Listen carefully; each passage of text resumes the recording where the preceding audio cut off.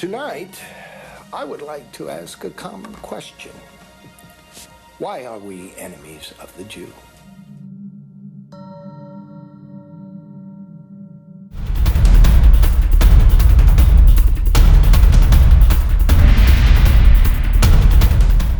Hey everybody, it's Zach again at NewTutor.com. Wanted to come in and do a video for you today. Hey, listen, I've been getting a lot of great feedback from the whole Kirk thing that's going on right now or on the internet. I put out a video about a month and a half ago, I guess, on the whole Saving Christmas movie that's coming out this month, and I got having a lot of great feedback from it. I think right now, last time I checked, it's up to like 16,000 plus views on YouTube. The video that I created as a rebuttal to Kirk Cameron and his Saving Christmas movie. And so, and I'm seeing all of the things that Kirk has been putting out there on his blogs and on his Facebook page and his social media sites, things like that, and just seeing the back and forth that's going on, and the people who are sharing my video and lots of other ministries' videos about this whole Christmas thing. And wow, I mean, I've had to really pause and take some time to contemplate what's going on here and just, trying to process this. I mean, this is something that's really, really big that's happening. And so I kind of wanted to address this because I know I see a lot of people who are frustrated with this whole thing. And it's exactly what I talked about in my rebuttal, being that people, our family members, people who think we're nuts for going and separating ourselves from Christmas and Easter and some of these Roman traditions and going back to the Bible and celebrating things like the Feast of Unleavened Bread and celebrating the night of Passover and the Feast of Shavuot and the Feast of Tabernacles and Sukkot that we just did. We're doing these things, the things that are actually in the Bible, and kind of distancing ourselves from people who are doing the other things, even family members. And so our family members are going through and they're seeing this whole thing on Saving Christmas and they're going, rah, rah, yeah, see, this is why, Saving Christmas is all about Jesus, And so it's exactly what I said in my rebuttal, that it's going to strengthen the position of people who don't understand what we're doing and why we're doing it. And so I'm thinking, what is all this leading to? What? There's something going on here. And it's having the exact effect that I knew it would, but it's also having an effect that I didn't think about at the time when I made that rebuttal. And I kind of want to address this now.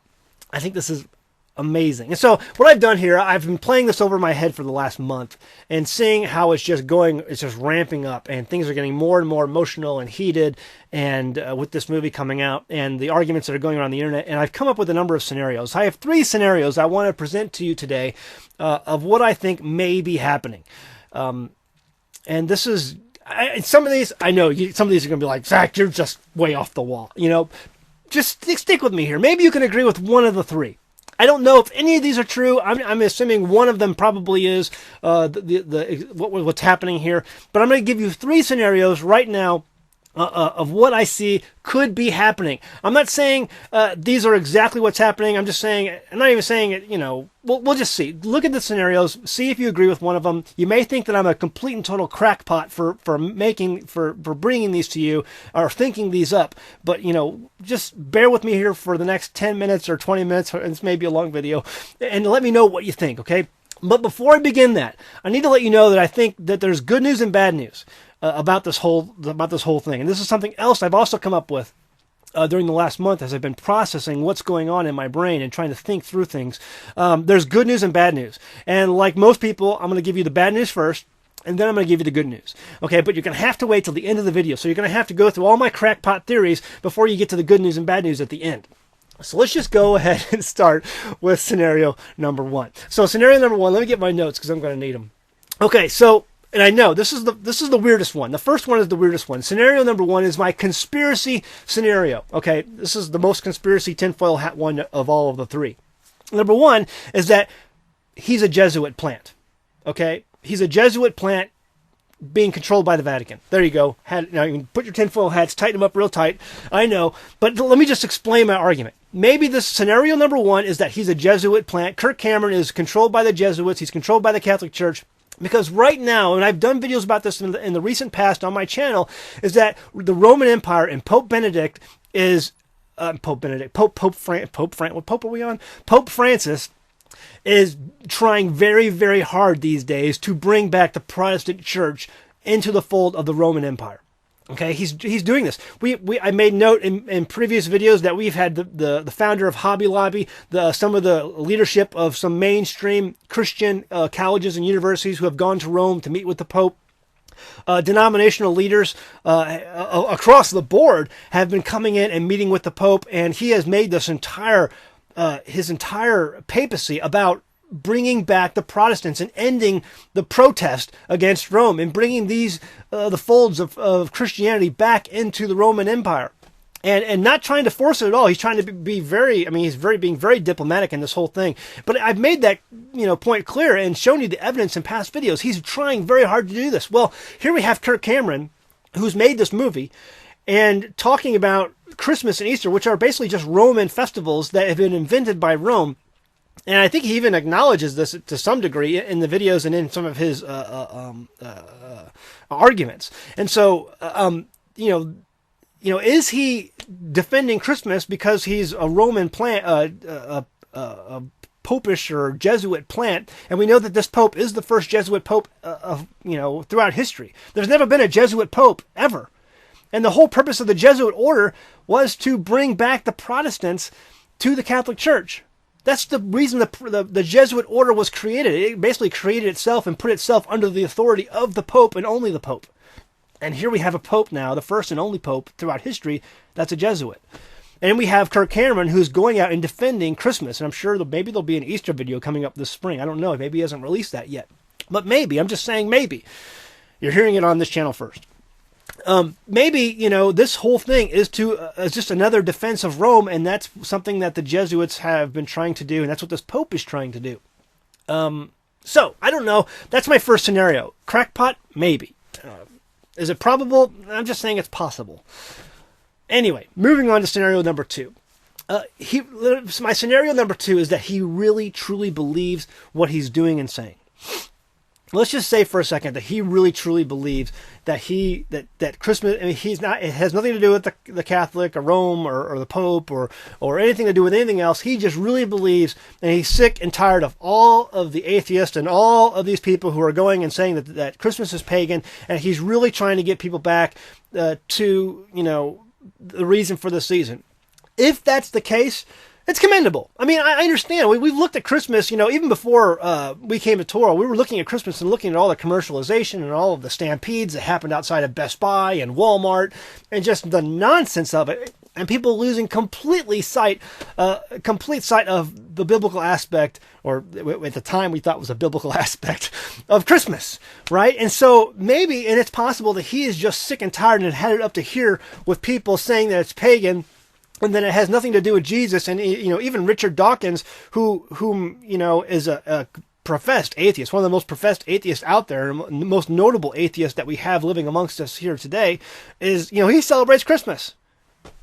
And so I don't know, maybe he's just really sick and tired of this whole, commercialization thing that we see that's happened to Christmas. And he really believes what he's saying. He's just trying to make an effort to get it back to, because, really, if we truly read our Bible and we love our Messiah, don't we want everything that we do in our lives to be about him? And that's one of the reasons most of us, you and me, have come back to Torah, because we really, truly do want it to be all about our Creator and understanding the sacrifice that had to happen for us to come back into relationship with him. Recognizing that we've all sinned, we've all turned back. Now, understanding if that's true, and Kirk Cameron really believes what he's saying, he doesn't have a real clear understanding what sin is. Sin is transgression of the law. He doesn't understand that yet, but at the same time, with the amount that he does understand, he understands that we need a relationship with our Creator, and he has this, amazing love for his Creator, and he's trying to get back to that and get all the commercialization and all that other stuff out, or maybe not get it out, but understand what it's all for. It's all for a celebration of our Messiah. Okay, it's hard for me to say that because I have an understanding of Torah now, right? And I see just the nonsense that Christmas and Easter is and its roots, okay? But if that's what he's seeing and that's what he's saying, I understand, Okay, so that's scenario number 2. He truly does understand what he's saying and he believes what he's saying. All right, so that brings me to scenario number 3. The scenario number 3 is that he knows Torah. What? Zach, what are you talking about? Let's just say the scenario number 3 is he knows and understands Torah, and he knows and understands the pagan roots and where it came from of Christmas and Easter and really all the festivals. Let's say he even understands the feast. Let's say he understands what sin is. Sin is transgression of the law.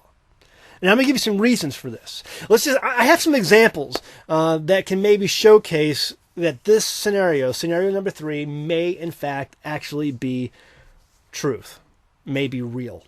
And I know at first, you've been looking at all the things that he's been saying out there and going, oh my gosh, it's painful, it's emotional, it drives people to argue on the internet, and it's just been nuts.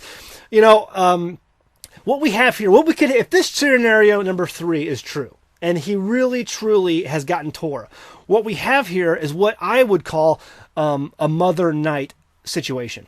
If you're not familiar with Mothernight, Mothernight was the title of a book written by Kurt Vonnegut, and it was made into a movie that was starred Nick Nolte. And Nick Nolte played the part of a radio broadcaster during the time of Nazi Germany. Now, this is all a fictional story, by the way, but there is historical precedence for this story that was written by Kurt Vonnegut, called Mothernight. And so, if we have a Mothernight situation, Mothernight was a role played by Nick Nolte in the movie Mothernight, where he was a broadcaster during Nazi Germany who was a propagandist for the Nazis. And he was promoting the Nazi propaganda machine, and the Nazi theology, the fascist theology, to people over the airwaves. Now, at the same time, he was giving, because he was promoted up through, the echelons of in the book, he was promoted up through the echelons of the fascist empire of Nazi Germany. And he was getting all kinds of information and strategy information from these higher ups where he was promoted to, and gleaning all the information and feeding it to the Allies. He was using his position to help the Allies win the war. And he was actually using his position to showcase some of the atrocities that were being perpetrated by the fascist Nazi Germany. And so think about it that way. It's a Mothernight situation, or it could be a Mothernight situation. I'm not saying it's even possible. I'm just saying it's probable. If that's the case, if we have a Mothernight situation, and I have evidence to back it up, don't turn me off yet. Just give me a chance to make my argument. If this is possible, and if we have a Mothernight situation that's making this argument, okay, and he's actually showcasing some of the things, I mean, think of it this way. If it's true that Kirk Cameron knows Torah, what better, I mean, look at what he's done in the last 2 months. He has brought forth every conceivable argument that we have understood coming to Torah of why these things in Christianity are pagan. Now, he's taking the side of what it seems like to be Christmas and the Christmas holiday and some of the things that Saint Nicholas and all this stuff. But has anybody ever, even when I was debating, Stephen Anderson, in that video, the video series, Pastor Anderson and some of these other pastors, some of these other things that I've done, where some of these pastors have come out and attacked the Hebrew roots movement or the Torah movement. Kirk Cameron blows all of them away when it comes to bringing forth not only his arguments, but our arguments as well. Think of it that way. Kirk Cameron is going out and saying, these people are saying Christmas is pagan. And then he goes into why we're saying it's pagan. The other pastors don't do that. He's making our arguments for us on the sly, and it's amazing. I couldn't believe, he's going into Saint Nick. He's been defending Saint Nick lately on Facebook. And he's going into why we believe Saint Nick is pagan. Now, he's defending Saint Nick, and he's saying, oh, this is Saint Nick, and he was a saint, and such, and he did this and that, and he, all these things. But he's also going into why, and into some detail of why Saint Nick is pagan, and why we say Saint Nick is pagan. He's presenting both sides of the argument. I don't know about you folks, but in the court of law, when both sides of the argument are given, it allows people to choose which is correct. And even if he's presenting a little bit of our side, that helps people choose which is correct. It's the same thing with the whole Christmas, and the Roman holiday and Mithras. I mean, he's actually mentioning some of the reasons and some of the roots that we say why Christmas is pagan. None of the other pastors did that. Nobody's talking about that. They're just saying of why Christmas is okay and why Jesus was actually born in a manger and all this stuff. But Kirk's doing actually the opposite. I actually see him giving our side of the argument along with his side of the argument, even though he's pushing his side of the argument as being truth. What does that do? What that does, I think, is it gives someone who has the eyes to see and the ears to hear to go back, do their own research, and discover what is truth. I think that's what's happening. I was looking at one of the postings he had on Facebook. He posted this image. It was like a banner ad or something like that on his Facebook page of why, saving Christmas and promoting the movie. And it had it was like 3,000, 4,000 comments below it. And I was looking through the comments. It was an amazing amount of comments on this one image.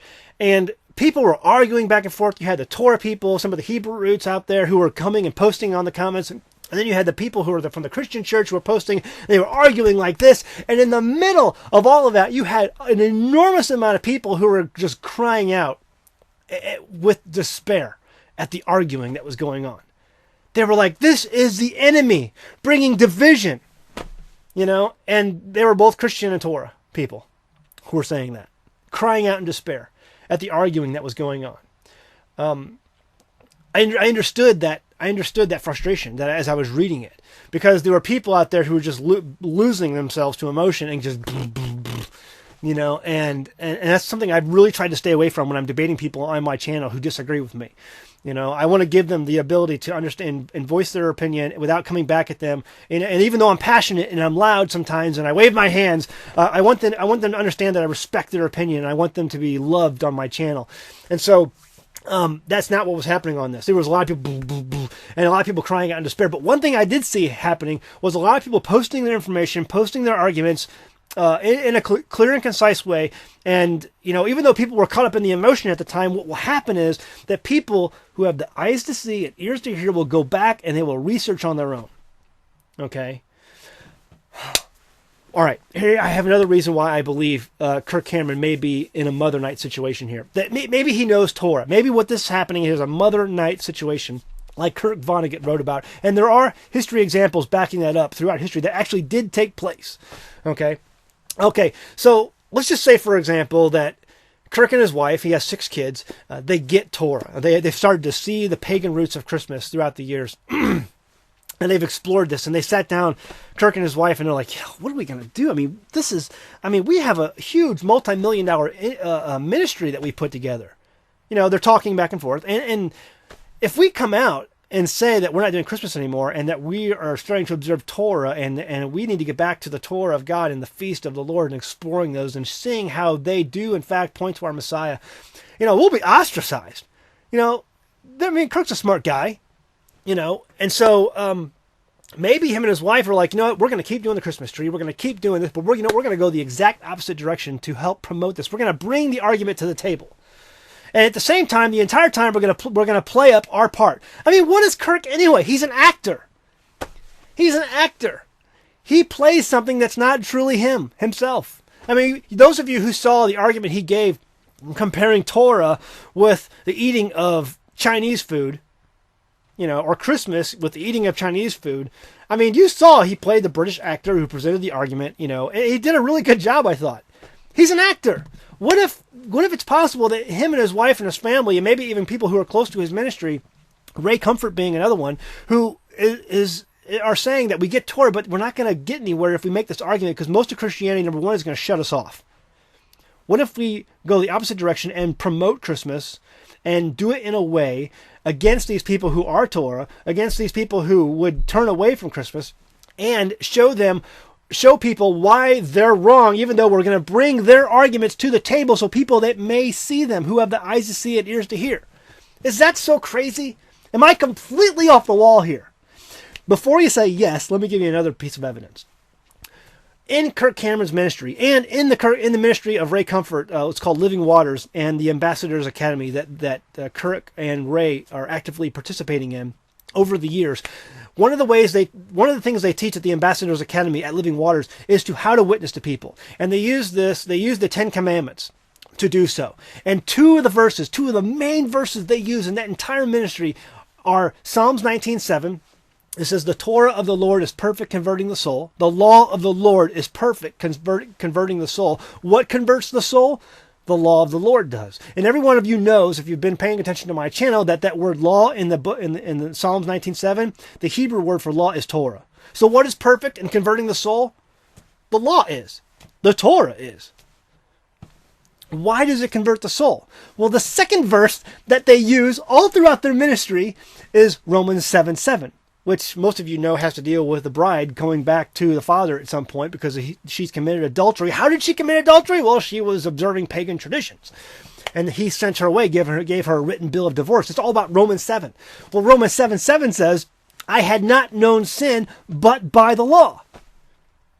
Well, if the law shows us what sin is, and by understanding the law and knowing that it's perfect, it converts the soul. Psalms 19:7. It's elementary, dear Watson. You know, I mean, maybe and that's the two really verses they promote the heaviest inside their ministry at the Ambassadors Academy. If it's true that Ray or Kirk gets Torah because they know those verses, they know that sin shows us, the law shows us what sin is, the Torah shows us what sin is, and that it converts the soul, and that it's perfect. Could it be possible that they're using this as an opportunity to bring an argument to the people? Even though they're doing it in a way that makes it look like they're on the wrong side, they're still bringing the argument, and they're bringing the argument better than anybody else I've seen so far. They're giving actually our points of view from the argument many times, most of the time. So, the movie Saving Christmas, they got the guy he's the bah humbug guy, right? He's the Scrooge of the movie. You know, he starts off, saying it's pagan, the tree, and all this stuff. You know, what if people get out of the theater and say, you know what, those silly, atheists and those silly Torah people, whatever, I'm going to look this up and I'm going to see this for myself. And they start investigating and find out for themselves that it's true. That no matter, however, Kirk Cameron has explained it, they look back and they look throughout history and they find the historical antiquity documents and they see the evidence that historians have proved over and over and over again that we have all seen, and they realize, goodness gracious, yeah, this stuff really is pagan. I don't care how you defend Christmas, Kirk. It's not in the Bible. It's not there. It's just not there. It's all stuff that came later. And so if someone comes out of the theater or comes away from these arguments that are really heated on Facebook and they start doing their own research and they open their Bible and use this as their guide, there's only one conclusion they can come to, if they're honest with themselves and if they really have the eyes to see and ears to hear. So that's my scenarios. Scenario 1, he's a Jesuit plant. Scenario 2, he really truly believes what he's saying. And scenario 3, maybe he's Torah. Maybe he gets it. And maybe he's trying to present an argument. Maybe we have a Mothernight situation here where he's trying to bring an argument and allow people to search and find for themselves and come to the conclusion that, yeah, this stuff really is pagan. And that if we really want a revival in this country, it's not going to happen. I mean, God's not saving this country. He doesn't care about this country. What he cares about are the people that are scattered through this country and the rest of the planet, the four corners of the earth and the islands of the sea, and who he's going to bring home one day, back to that land over there. And we're going to keep the Feast of Tabernacles again. So it's that what if we really want want a revival, and a revival is happening. I mean, Christianity has been praying for a revival for decades, century, as long as this country has been, I guess at least since the 60s, you had Billy Graham rise up and all these people rise up and praying for a revival. Well, if the revival is truly happening, which I believe it is, it's a revival back to Torah. It's a teshuvah, a return, a repentance that's happening. And if the law of the Lord is perfect and it converts the soul and it shows us what sin is, I had not known sin but by the law, the true repentance is to turn back to that law, turn back to that Torah. So what's the good news and bad news? The good news and bad news. Well, the bad news first. Everyone wants to hear the bad news first. When it comes to stuff like that, you say, what's the good news and bad news? Bad news first. Give me the bad news first, Zach. The bad news is that people are really going to get emotional, and it could get worse. If Kirk really truly does believe what he's saying, let's just scenario number 2 is true, and he truly believes what he's saying. He's making a lot of comedic remarks and funny remarks about Chinese food and Christmas and Torah and all this stuff, and they're really having a good time with it. The thing is, what's going to happen is it's going to get worse. It's going to turn from comedy and laughter to anger, because the people leaving the church are going to continue. those groups of people leaving are going to continue to grow. Okay, and their laughter and their comedic outlook on this is going to change to anger. That's the bad news. And even if Kirk really is truly Tor and he believes this, and this we have here is a Mothernight situation, the rest of the people who aren't going to see it, who are going to stand their ground and be obstinate and disobedient, they're going to be angry at some point. They're laughing now, they're making fun of us now, but they're going to be angry. The anger is going to increase. That's the bad news. What's the good news? The good news is people are going to continue to see. They're going to continue to research. And what we have here is basically the greatest thing that's happened to the Torah movement and Hebrew roots movement, or whatever you want to call us today, that has ever happened to date. You have a person, Kirk Cameron and whoever's involved, who are bringing the argument, whether they believe it or not. Doesn't matter. They're bringing the argument, and people are researching for themselves. And over the next year or two, or whatever, you're going to have an enormous amount of people who are going to turn away from the traditions and doctrines of man and turn back to the commandments of God. That's the good news. All right, we're going to leave it at that. Go home, read your Bible. Thanks.